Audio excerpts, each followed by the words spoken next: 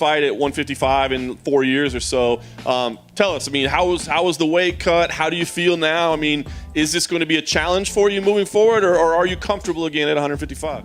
I'm not gonna lie. This cut was easier than my last cut for 170 pounds. I'm not gonna lie. It was so easy. I mean, it wasn't easy, but like comparing to the last one, I changed my whole way of life for the past 8 months. I've been eating way less. I changed my body. I changed my walk around weight in 15 pounds.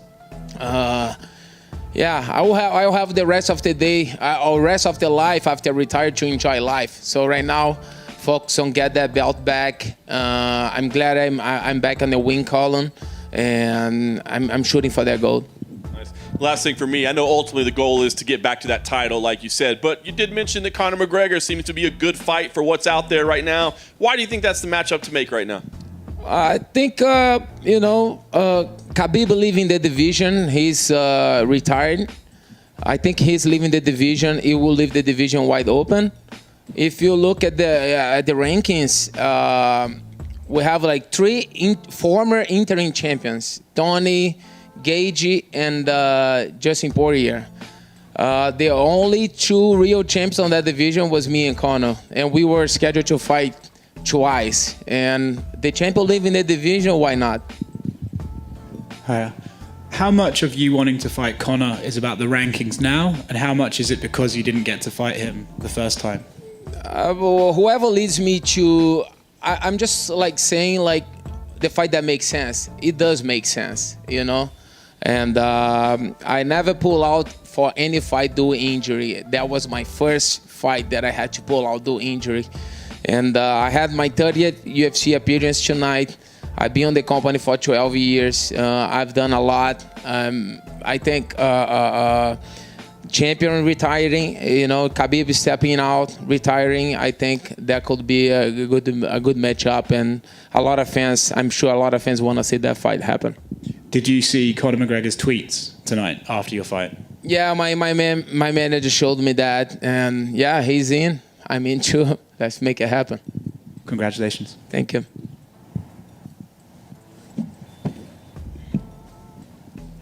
If the fight with Conor and Poirier doesn't happen, would you be ready to step in? All day. I'm ready. I'm ready.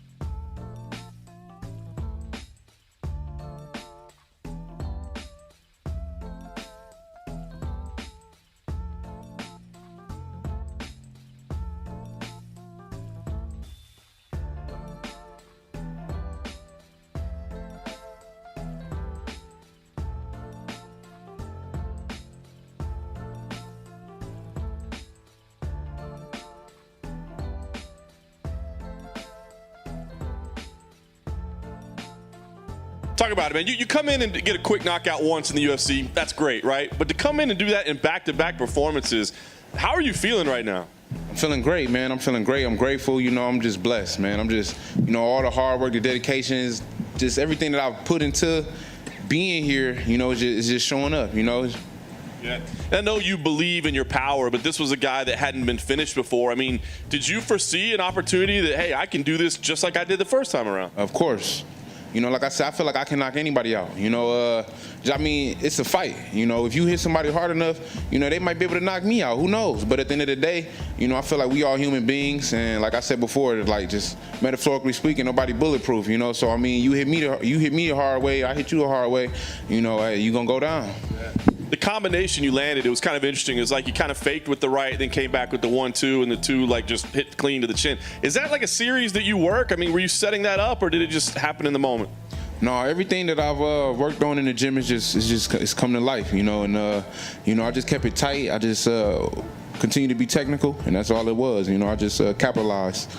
I thought your reaction afterwards was pretty interesting, right? Like you were very, very calm. I mean, not really as maybe celebratory as people might think. What was going through your head at that point? Hey, shoot. At the moment, it's kind of hard to really think, man. I was just thinking like, yo, it's over. I did it. I'm here, man. I know the world. They know they done witness now. They know what's going on.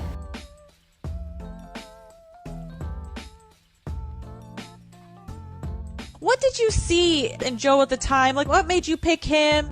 Joe came in on UFC 11, and even by 11, we still didn't have a grip on things.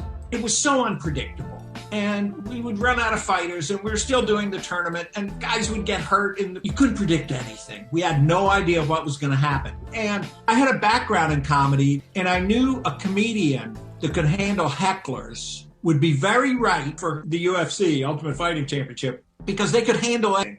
And I could go, Joe, we're running late. You got to talk to them for 5 more minutes. Tell this guy to shut up. And Joe had, I believe he had a couple professional kickboxing bouts. He had that Boston tough guy kind of thing. Quick on his feet, good sense of humor. And boy, did he drink the Kool-Aid. He came in and he was very good at making it look like what was happening was not a disaster, about to really spin out of control. So it was his ability to handle hecklers as much as anything, thinking on your feet, going with the flow, because you couldn't map out what was going to happen back then. It was really tough back then.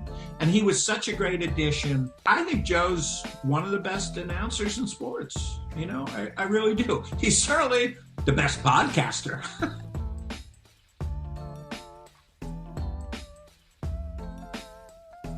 Outside of that first event, that UFC 1, what do you think is the most important moment for this sport? The key elements to me were, I would say, like UFC 3-ish, which sort of set the stage for Shamrock and Gracie to do that big pay-per-view number, because once you had that number, you kind of had the idea that this was a really marketable business if done right.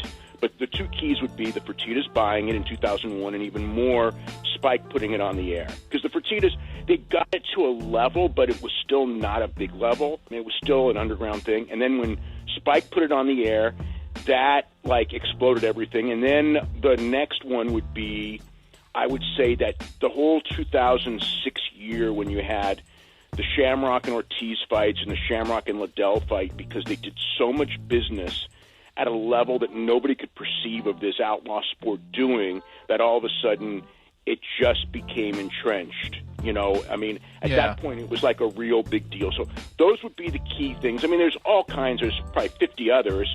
I mean, I really think that Misha's fight with Ronda in Columbus, Ohio, I think was a turning point as well, because the atmosphere at the end, the last 2-3 days before that fight, and the excitement of that fight itself in Columbus, and Dana was at that fight, and I was texting with Dana all the time, and it was kind of like, I mean, I was already from the Gina Carano stuff, knew, that it could draw, and sure. Was so marketable and everything. But that fight itself, to me, was the one that, if you were there that night and saw that atmosphere, it's like, okay, this stuff can draw, which is the key, and it's exciting and that people like it. Because, originally, like the Fertittas and Dana, it was like, there will never be women fighting. They didn't see it. They didn't get it. And then once that happened, that changed the sport as well. But there's a lot of different things that did.